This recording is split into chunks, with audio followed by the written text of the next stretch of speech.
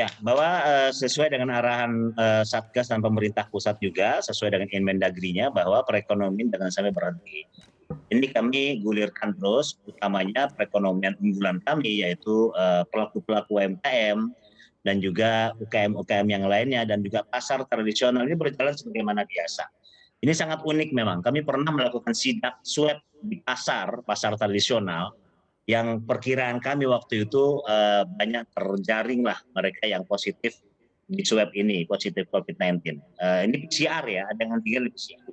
Itu subhanallah ada 3 pasar yang kami sidak, tidak ada satupun dari pedagang yang terjaring ataupun kena COVID-19 ini. Untuk pedagangnya ya, rata-rata memang dari pengunjungnya.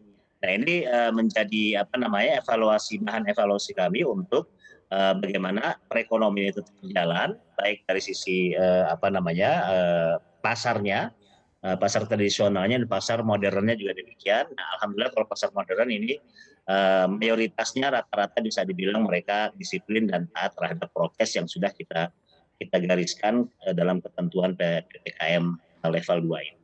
Jadi Mhm. itu terus kita lakukan dan alhamdulillah berjalan dengan baik. Mhm.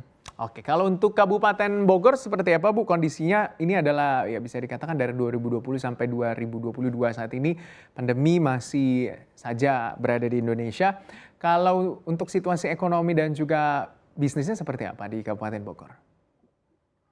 Ya, kondisi perekonomian di Kabupaten Bogor pada Desember 2021 ini berdasarkan data BPS mengalami peningkatan justru, yakni dari laju pertumbuhan ekonomi sebesar minus 1,77% pada tahun 2021 menjadi 3,48% pada tahun 2022. Artinya perekonomian Kabupaten Bogor sudah tergerak ya. Jadi sektor-sektor yang pada tahun 2021 yang menunjukkan penurunan juga sudah meningkat ya, di LPE nilai negatif sudah menjadi LPE positif seperti sektor industri pengolahan, lalu konstruksi perdagangan, transportasi, akomodasi, jasa dan kesehatan dan lain-lain gitu. Jadi iklim bisnis di Kabupaten Bogor pada saat PPKM level khususnya di level 2 di sektor pariwisata juga tidak terpengaruh signifikan dampaknya karena prokes kami lakukan dengan ketat dan terhadap iklim investasi juga tidak berpengaruh khususnya bagi pelaku usaha hotel, restoran dan objek wisata juga daya tarik wisata.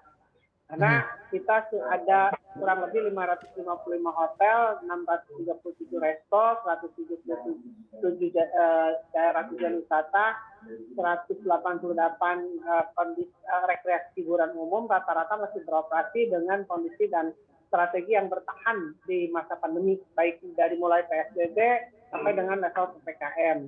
Jadi tidak banyak pelaku pariwisata yang menutup usahanya secara permanen. Tetapi kami tetap menekankan agar melakukan prokes secara ketat dan masing-masing di tempat wisata ataupun di hotel mereka punya satgas. Jadi pembentukan satgas diwajibkan di tempat-tempat agar mereka juga mampu menjaga dirinya dan usahanya begitu.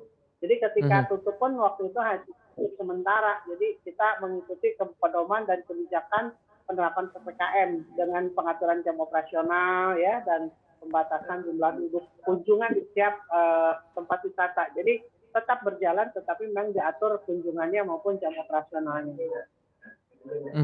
Oke. Nah, kalau melihat juga Pak Idris, Kota Depok kan bisa dikatakan juga ya masuk wilayah aglomerasi dan juga salah satu daerah penyangga ibu kota. Sampai dengan saat ini untuk dari segi pertumbuhan ekonominya di tahun 2021 seperti apa sih Pak?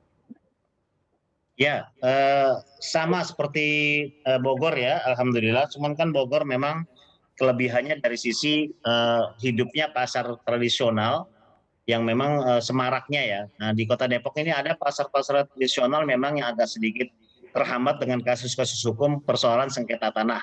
Ya, ada 2 penyumbang PAD untuk Kota Depok dari pasar tradisional ini terkendala dengan kasus hukum yang sampai sekarang tidak selesai. Sudah 6 tahun. Ini permasalahannya.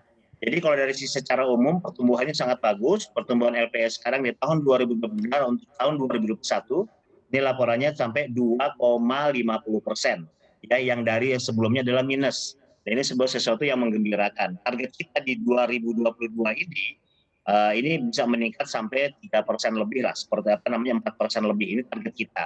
Dengan Mhm. tentunya tidak lepas daripada pertumbuhan ekonomi di Jakarta ya dan juga di sekitarnya seperti itu. Mhm.